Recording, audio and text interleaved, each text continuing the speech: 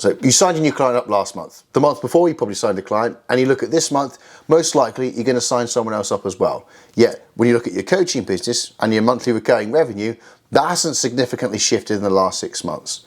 Why? Well, it's not a sales issue as much as you think. It's not actually a lead flow issue. This is an issue of retention and churn. And I've only learned this out firsthand by helping a client who was stuck at 40 clients for around a year move towards 107 clients within a relatively short period of time. And we learned this by working out a calculation you can do right now. In fact, you could do this in the next 20 seconds. We could do it together. But if you work this out now, and then you can look at the impact of what increasing your client lifetime does, I encourage you, it's going to convince you that you're going to grow significantly if you increase the amount of time clients stay with you. Because, as I said with this client, they were stuck at 40 clients for quite a while.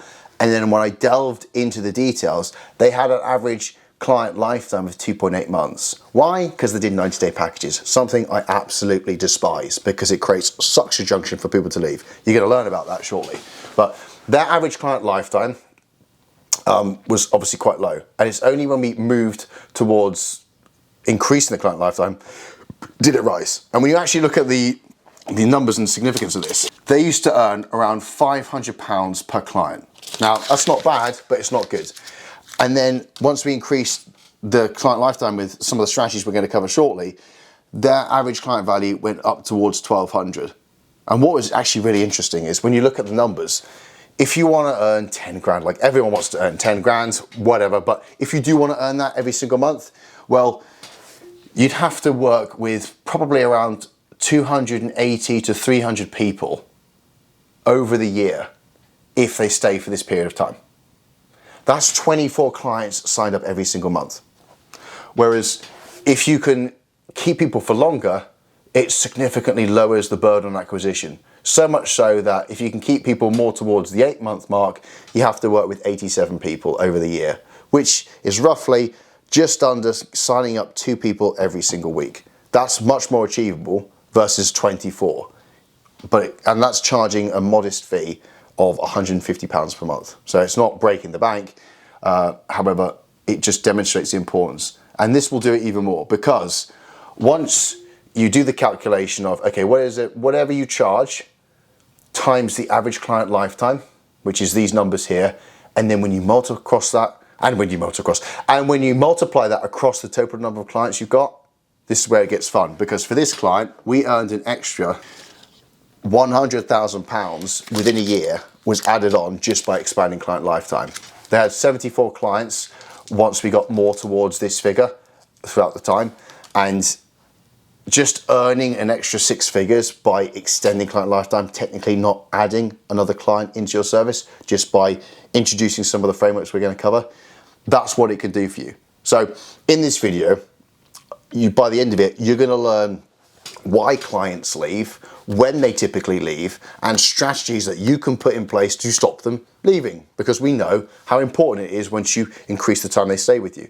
And the first thing we're going to get into is the goals they come to you with, because most clients, shock, have a terrible imagination. So why are you going to leave it up to them to determine the trajectory and the value and the willingness to stay? Most coaches don't even consider creating a second goal for their clients.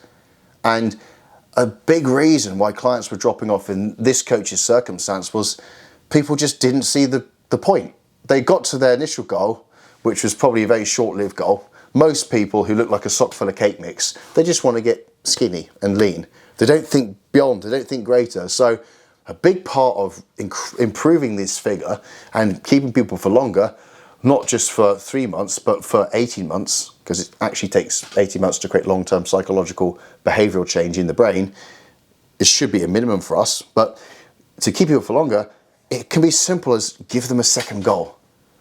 If they come to you version 1.0, what does 2.0 is what they're thinking about. What does 3.0 look like? What do they look like, bigger and leaner, going through reversing out the diet, adding on significant muscle tissue, and then getting leaner than the first diet? What does that look like?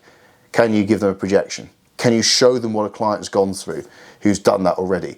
Because dangling the carrot and giving them a bigger goal is hugely important. And this is not just for this client, but I had another coach Naomi, she's working with female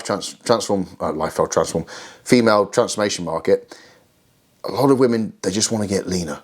They don't want to get bulky. They don't want to get muscly. They don't want to, as if they turn to Ronnie Coleman, but they don't want to add on muscle, yet they don't want to slide backwards. So there was a big issue initially with people dropping off after the fat loss phase, whereas we know deep down the more muscle tissue you have, the more calories you burn. So muscle is a long-term fat loss strategy. We just changed the position of it, and then the retention started to increase.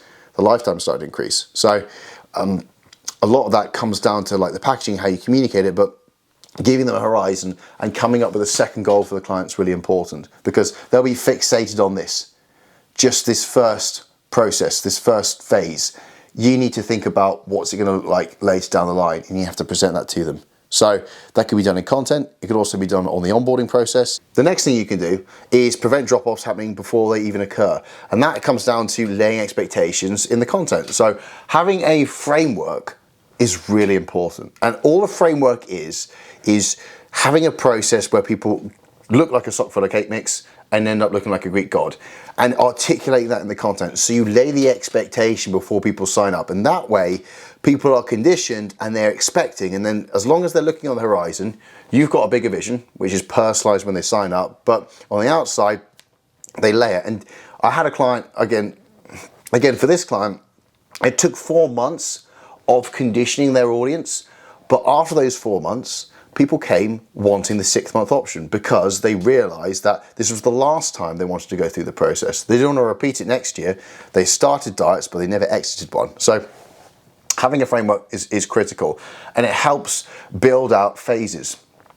And if you align the phases so they're not lapping or they're not ending at the end of payment cycles, people technically, when the payment cycles come, they're always in the middle of something.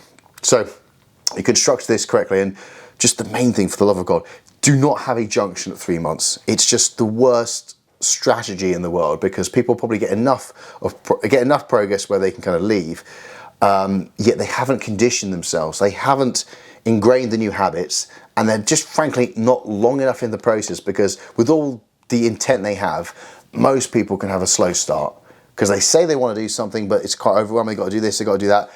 There's that initial period up to here, they're still trying to do so much, and they're kind of in this panic mode where they're kind of overwhelmed with the volume of stuff they have to do. They're not fully ingrained, they're not in momentum. And if you give them the opportunity, some can leave. So have the framework so it doesn't align there, it doesn't end there, and then lay the expectation. And when people stay for 6 months, they're much more likely to stay for 12 and 18. That's what the data suggests, because they realize it's a lifestyle, it's not something they jump in and jump out of. So having that framework is critical. Putting it into content, but also laying it out on the back end is key, and then road mapping the success. Like I said, when you have that bigger goal for them, show it. When the person's onboarded, lay the horizon, explain in detail, and make them aware of where they're going. Because without road mapping and without that expectation, if people think it's more of the same, you're probably creating an invitation to leave. Because if the training plan hasn't changed, the diet hasn't changed, and their lack of experience and eye of where to look and notice progress, they might just go, do you know what? If it's more of the same, and I kind of think I'm doing okay, but I'm not that into it, I might just drop off and save myself 100 quid, 200 quid. And that's literally the thought process if it feels too stagnant.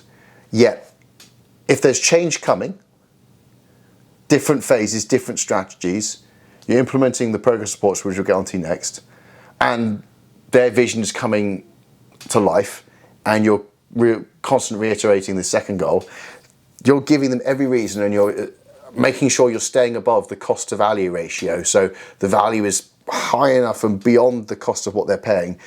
They're more likely to preferentially pay you rather than someone else when life and shit hits the fan. Because there's always going to be, oh, you know, someone's ill, holidays, kids farted and he needs new pants. It's just like all this shit will come into their lap, and the dog needs medicine. If they are loving and thriving and excited, they're going to prioritize you versus all these other life circumstances. It's only when they get bored and stagnant then you become the quickest thing on the chopping block. Your lifestyle expense, you don't really matter. Or you are giving them everything they need. You are the main source of dopamine that they're now clinging onto because they've sacrificed or they've got rid of all the other things that weren't actually serving them long term. They love what they do with you because you're giving them delayed gratification, which is actually compounding, and they're loving who they're becoming. And they will do anything to kind of keep going with you because they're thriving and they're loving it. So just perspective shifts and things we need to do to kind of create that environment. Like I said, progress reports every 6 weeks. Put it throughout elliptically like this. Show them where they're going. Because again, with this client here, some people dropped off purely because they just focused on the weight. They're obsessive about it and they just didn't look for progress. And if you're not progressing, you don't feel good, or you don't feel like you're good at that. And if you don't feel you're good at it, you're not going to enjoy it. But the moment someone tells you, wow, you're really good at this. Am I? Yeah. Oh, I actually enjoy that. If I feel like I'm doing well, or if I can see the progress, then you are reasserting that new lifestyle shift, new behavior. And they just reasserts the value in what you do. And it's true, a lot of people don't notice progress. They have a terrible imagination and eye, and they don't notice the change on them because they're so close to the process. So, show them the biggest contrast, reassert value, realign the goal, give the vision, ask for feedback to improve, and then you can set up a referral station because off the back of that, who else do you know who's looking to go through this? Last 10 WhatsApp conversations, who's there? Who's in front of you? I know people want to probably feel more confident in their own skin, want to be leaner and bigger and stronger. I'd love to help you. Selfishly, I want to find more people like you. Who do you know in your top 10 conversations? Give them where to look. Give them how to think. And then position yourself. And if they can set up a 3-way WhatsApp conversation, great. You know, if you can make an introduction, don't have to, but that'd be great. Could you get that done today? Cool. But when you nail the service, and again, this is just one element of it. I teach a lot more in terms of communication skill and influence, but people will actually refer you anyway, which helps with lead generation. But you can create these intervals around these progress reports, which help drives this. So it's a combined effort with this sort of stuff. No matter what bullshit you see online from other mentors, it's not one silver bullet which grows a business. It is the law of 1% we add up in time. But one thing which I want to reiterate here, which doesn't seem to be featured at all, you do not make money on the individual sale, you make money on the lifetime. Optimize for lifetime, because not only do you earn more money per client, you get better results which attract more indirect inquiries. You also build better relationships which lead to more referrals, and you have more time to practice your craft. It's like the first thing you can do, or the main thing you can optimize to then have a cascade of positive effects off the back of it. And for this client, one of them is earning an extra 100 grand just by increasing the lifetime. So that's no review. If you want to know the full details, I put a free trial in the description to my community, the Scale with Service. In there, I cover the exact specifics and steps for these strategies we've covered here.